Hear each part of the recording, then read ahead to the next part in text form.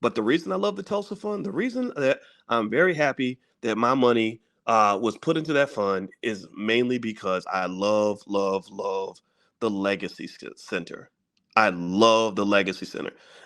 Out of support for what they were doing, I put an office. My wife and I had an office in the Legacy Center for a year and a half, something like that. We didn't use it because we weren't in Atlanta enough, but we did. We just did it because I wanted to support. It was kind of like just saying, "Go black man, go." What's good, everybody? It's your boy, O'Shea Duke Jackson, back at it again with another episode of the Celebrity Junk. I know that I'm a little late on this whole Jay Morrison situation, and it's quite interesting for the fact that Jay Morrison raised over $10 or $11 million for the Tulsa Real Estate Fund. And for those of you who know about Tulsa, it is the ideology about Black Wall Street, how that was taken away from us when our ancestors were battling it out with some of the jealous whites there. And when they rebuilt Black Wall Street, they put a freeway through there and they had to rebuild it again. It was never the same. So this guy, Jay Morrison, who is a con man, a con artist, a no talent, decided to come up with an idea about starting this real estate fund, which I know somebody who actually invested. I actually know a doctor who invested $2,500. And people ask me, would I go and invest in it? And I was saying, there is no freaking way I'm that stupid. And the doctor did it. He's smarter than me, but he went and he lost his $2,500. But I want to bring attention to Brother Julian Gordon. He invested, I believe, over $35,000 into the fund. And Julian Gordon is also associated with Boyce Watkins. From what I understand, I've never heard anything negative about the guy. Seems like a stand-up brother, also into the real estate business. But he was blocked by Mr. Jay Morrison when they started asking for some accountability. And now that the Tulsa Real Estate Fund is not doing so well, remember they built this whole thing called the Black House, and we have now found this out. This is Pocket Watching with JT. Jason Thornton is a certified financial planner, licensed in both tax and investments. Now, this is not personal financial advice. This is JT's real reaction to all your money and business questions.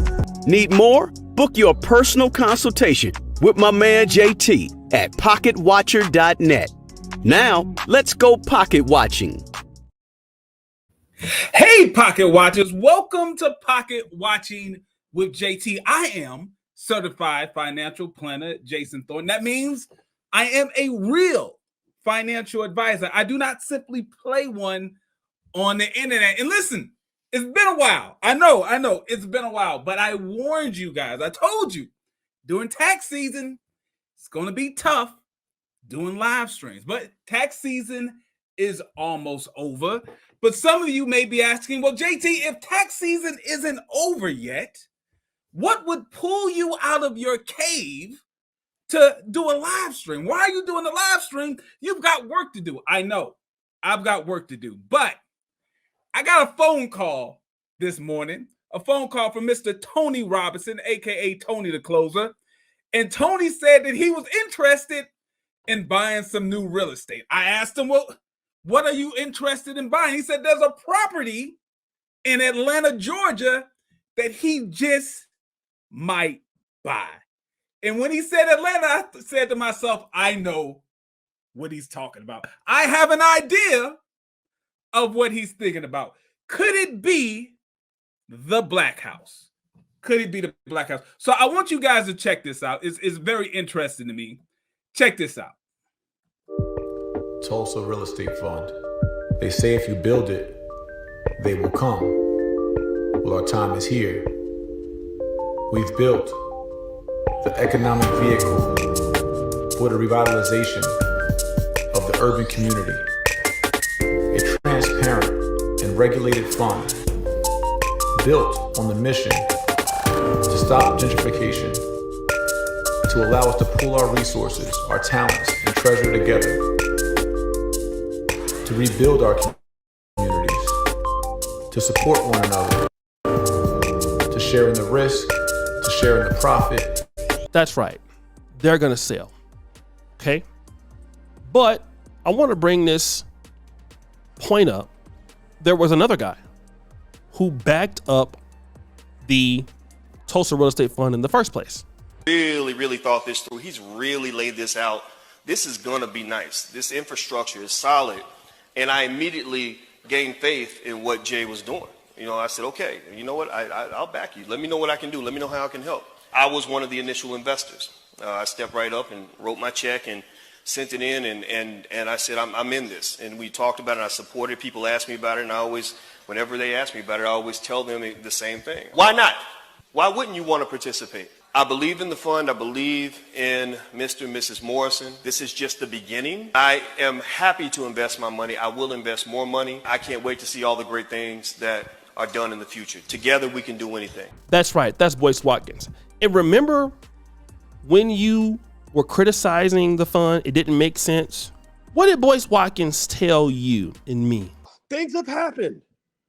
And maybe mistakes are still being made. Look, if you don't like the Tulsa Fund, guess what? You know what you can do? If you don't like the Tulsa Fund, you know what you can do?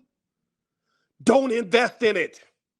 If you don't like the Tulsa Fund, then don't invest in it. When I see a white business, pay attention now. I hope somebody understands what I'm saying. But I'm going to say it anyway. I give zero what the naysayers have to say, because y'all been destroying the black community more than the damn Klan. Seriously. And it gets on my, it's irritating. I'm going to stop for a minute because I'm getting elevated, as my wife would say. She's a therapist. And I'm going to just tell you like this. You could take down Jay Morrison and the Tulsa Fund all day tomorrow, but you will not have done any good for the black community. Literally. Because you're going after the people that are making $1 million, and you're not going after the ones who made $1 billion. That's your problem. You will gang bang on each other all day long. You like the Crips and Bloods. You shoot up somebody on their grandma's house because he came on your block, but you ain't got the guts to take on the white man. You ain't got the guts to take on the LAPD that's been terrorizing you for decades. You ain't got the guts to take on the Klan. Not one gangbanger I know of has ever shot somebody who was part of a white supremacist organization. So what I'm saying to you is that in business, you have the same problem. You have the same problem. You have the exact same problem. You have people that will say, look at that nigga over there. Yeah, he making money. He's rich. He's swaggy. I don't like that old swaggy nigga. I'm gonna go take him down. And then somehow you think you did something good for the world. You haven't done anything good for the world. Maybe you did something good for your ego. Maybe you did something good, because you created drama. Maybe you did something good for your YouTube channel because now you're getting lots of views and making lots of money. And I get it. It's a struggle out here, right? Whatever. But did you do anything good for the community? I don't know. I don't know if you have. I think we have bigger fish to fry. That's my point. I'm not going to sit here and pretend. I told y'all, I'm not going to sit here and pretend that I don't know if any mistakes were made. I'm not going to sit here and pretend like the Tulsa Fund is the best investment I ever made. I don't know. No, I mean, in terms of ROI and money in my pocket, no, it's not. I have other assets I've invested in that have doubled or tripled in value for sure. But the reason I love the Tulsa Fund, the reason that I'm very happy that my money was put into that fund is mainly because I love the Legacy Center. I love the Legacy Center. And he was telling you, me, and whoever else wanted to listen, you don't say this about white-owned businesses. You don't say this about this and that, okay? And now you have this nigga bended knees in church praying, crying, okay? After stealing everybody's money. This is what you see. And let me tell you something, as a person that, that deals in largely black stuff, African-American based stuff, I also have things going here in Africa. People like Jay Morrison make it very difficult for people like myself, people like you, good people who just want to see black people win. But then you get these people out here who always wanting to steal. always want to be dusty, who always want to be shady, who don't want to work, and they want to take advantage off of people. And even on YouTube, it's one of the things I've never done. Raising funds, trying to scam somebody, things like that. You know, we want to know why, because if it takes me to do something like that, I don't need the money. Why is it that these guys, and we have plenty of folks in the black community that got skills, that will do the work, not con artists like the Umars of the world, guys like this. No, we have actual people who will do the work, who love black people, who want to see black people win. We have plenty of those individuals. But no, those people never get the opportunity because we like people like Jay Morrison, guys who don't even do business, guys who've never built businesses, guys who just know how to lie. So he took a refinance out on the building, kept the cash, stole the black community's money, and what is Boyce talking about? Is Boyce still around talking about selling black business school products? Do you guys even believe that? Boyce should never, ever speak on the black community ever again about finance. Never. He should never be taken seriously, ever. Boyce Watkins is a disgrace to the natural public, an absolute disgrace, a joke to the natural public. I'm gonna say it again. To the natural public amongst blacks, he's an enemy to the community. Because what man will sit there idly by, recommend something like this from a guy who's a felon, a guy who doesn't have any evidence of doing any business, and then tell you that he's researched it, and then you guys get conned, the community gets conned out of their money, and this guy is sitting there. See, if this is the white community, Boyce would never be able to say anything.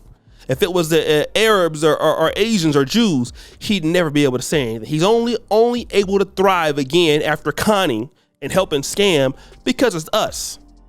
He's a disgrace for what he did. That recommendation there, it's a disgrace.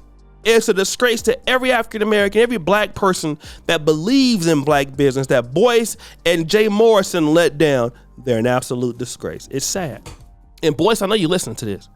You need to sit your behind down, bro. You need to come to the black community on bended knees and say you're sorry for what you did. You apologize for what you did. You feel bad for what you did. You need to you humble yourself. And then got the nerve to ask somebody, would they spend some money on one of your courses and be misled? It's pathetic. And I bet you got some of that money too. So guys, what do you think? It's your boy, Oshadu Jackson. Back at it again with another episode of Celebrity Junk. Appreciate you for all you just heard the bell. We're out.